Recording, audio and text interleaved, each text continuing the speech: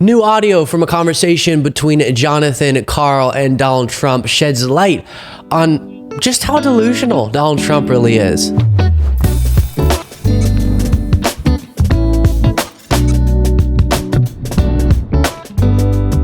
What I have for you with this story is pretty dang wild. So Jonathan Karl of ABC News had a recorded phone conversation with Donald Trump in July of 2021, so 6-ish months after he had left the White House. And some of the excerpts that Karl is now revealing to the public are pretty unbelievable. By the way, we'll also get to in this segment video from former Trump lawyers also revealing some wild details about Trump's attempts to stay in power. But we start with these ABC News recordings. This one relates to Trump's belief that he might be somehow reinstated as president in the middle of Biden's term. And this is long after his legal cases had failed, long after he had been presented with plenty of evidence to prove the election was not stolen. And still, he's pretending like he may get into the White House sometime during Biden's term. It's very strange. Here was some of this discussion.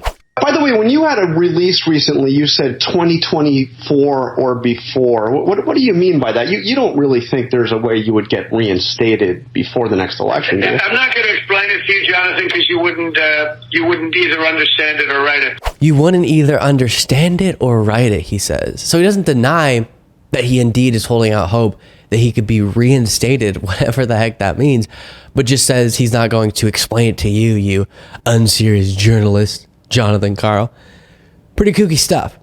Then here's Karl breaking down Trump actually acting on this belief and trying to get Mo Brooks to work on the reinstatement of Trump, to which even the wacky MAGA Republican congressman at the time, Mo Brooks, said, no, I don't think that's constitutional or, possible. But he kept on going on into last year, into 2022. He actually went to Mo Brooks, who he had endorsed running for Senate in Alabama. Who's quite conservative, I think people should Mo be. Brooks, let's put it this way. He wore body armor to the speech outside the White House on January 6th. He was the first guy to lead the objections in Congress to Biden's certification. So anyway, Mo Brooks, he called Mo Brooks up and again, on an unannounced call, and Mo Brooks told me he picked it up and he made a series of 4 demands of him.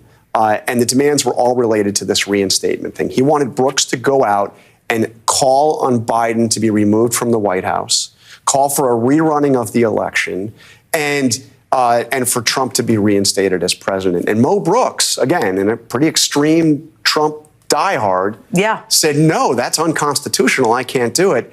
And Trump then a few days later withdrew his endorsement.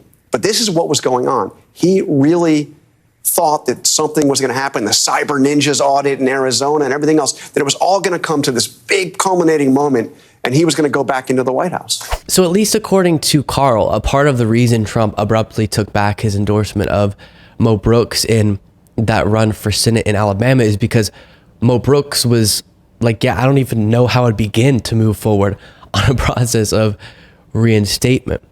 Again, that would be unconstitutional, obviously, but also logistically, just how do you even imagine that happening?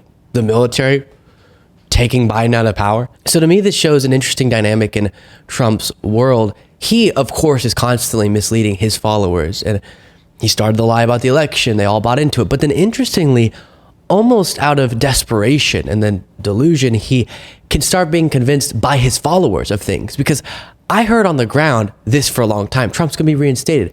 But then I guess Trump's scrolling through True Social, reading about how his followers are believing this. And then he starts believing it, that he's going to be ushered in as the rightful president. It's crazy.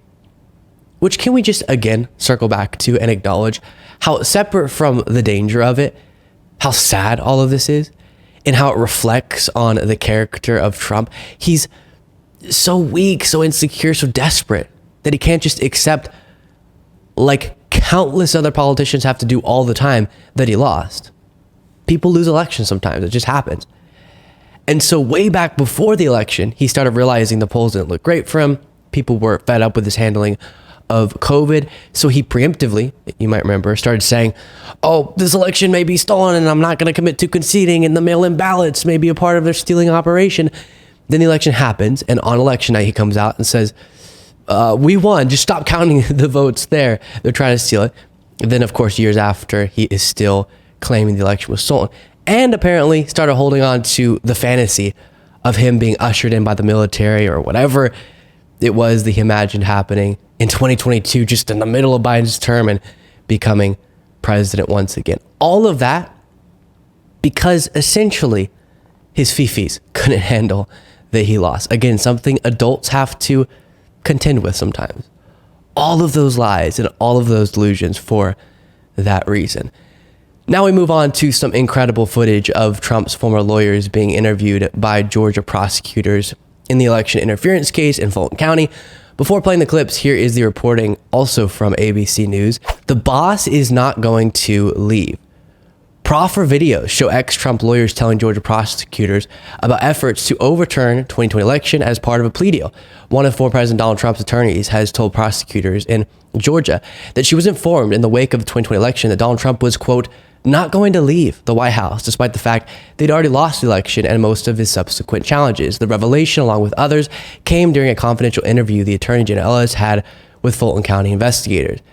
ABC News has obtained portions of videos of the proffer sessions of both Ellis and Sidney Powell. We'll look at both those, two attorneys who aided Trump's efforts to overturn the election. The videos for the first time reveal details of what they have told law enforcement since agreeing to cooperate last month in the district attorney's election interference case. With that being said, here is Jenna Ellis saying that she was told around Christmas in 2020 by Dan Scavino, an advisor to Trump, that the boss is just not going to leave power. At the time, the current president of the United States, most powerful person in the world, is saying, even though I lost, I'm not going to follow the Constitution or rule of law. I'm just going to stay in power. Take a look. Okay. And at the time period where they were going to start to discuss, what was Dan Scavino's role? At the time, I believe his title was social media director for the White House. It became deputy chief of staff at the time that the conversation in question took place. Okay, and when was that? The conversation was around December 19th of 2020 at the White House Christmas party. And I emphasized him. I thought that the claims and the ability to challenge the election results was essentially over, because he said to me in a kind of excited tone, well, we don't care and we're not going to leave. And I said, what do you mean?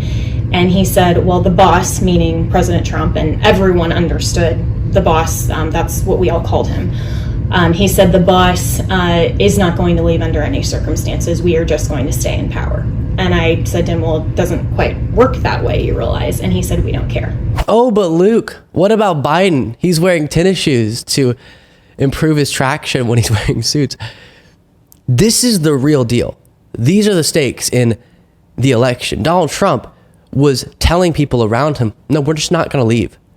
I'm not going to allow for the peaceful transfer of power. And we knew that, and we saw that, but we can't remind ourselves of that too many times. He had all these schemes going on, the fake elector scheme, getting people to sign these forms and try to assert themselves to be the lawful and duly elected electors of certain states so that he could pretend he won states that he lost, and calling election officials saying, find me votes that don't exist, and trying to get his vice president to just not allow for a lawful constitutional proceeding to certify the election, and all of these different schemes. His lawyers tampering with the voting machines. And then also, if all that failed, the belief was, we're just not going to leave. We're just not going to allow for the Constitution to prevail. Luckily, they failed, but Trump learned where he made mistakes in the past and likely will try not to make those in the future if he gets another chance. Then here is Sidney Powell, the Release the Kraken person, and some of the notable moments from her interview. There was a big shouting match in which Rudy called me every name in the book, and I was the worst lawyer he'd ever seen in his life. There were no circumstances under which he'd work with me on anything. He called me a bitch and I don't know what all. And that's pretty much all I remember about that one. Did I know anything about election law? No. But I understand fraud from having been a prosecutor for 10 years. What was President Trump's sense of what you would do as special counsel? I guess he assumed, and I would have thought that I would have looked at putting into effect a provision of 13848 that would have allowed the machines to be secured in 4 or 5 states. How do you choose which states that you would target? How would I have chosen that? By the ones where there were the most statistical anomalies. Ms. Powell, were you ever around when anyone told Donald Trump that he had lost the election? Oh, yeah. Who? Pat Cipollone, Eric Hirschman, Derek Lyons all thought he'd lost. Was that in the December 18th meeting? Yes. What was President Trump's reaction when, I guess, this cadre of advisors would say you lost? It was like, they would say that and then they'd walk out and he'd go, see, this is what I deal with all the time. He was specifically willing to appoint me special counsel. In fact, he looked over at Cipollone 3 different times and said, do I have the authority to name her special counsel?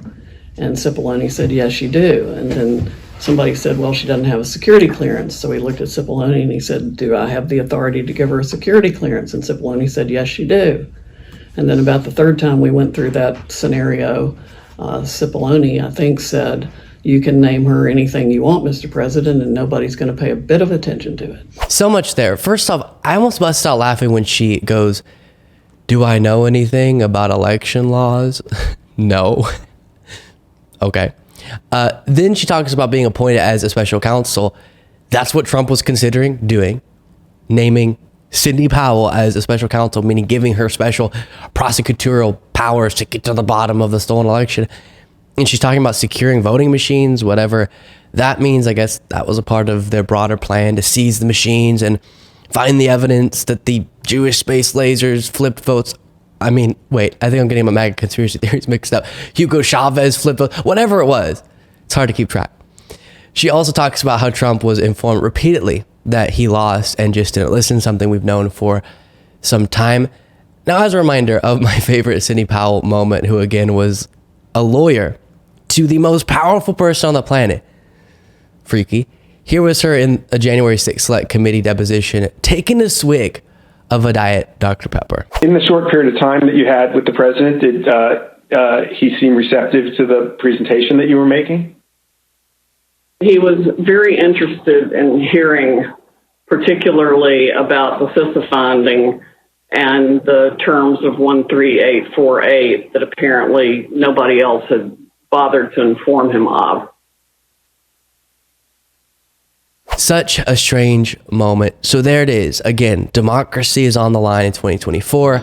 Don't forget it. Before you go, don't forget to become a member at lukebeasleyShow.com/membership to get access to the daily bonus show Monday through Friday. Plus, follow me on Threads at Luke Beasley Official, Instagram at Luke Beasley Official, X at Luke P. Beasley, and sign up for the Beasley Brief, a daily morning newsletter that summarizes the previous day's events by going to lukebeasleyshow.com/brief. And I'll talk to you all next time.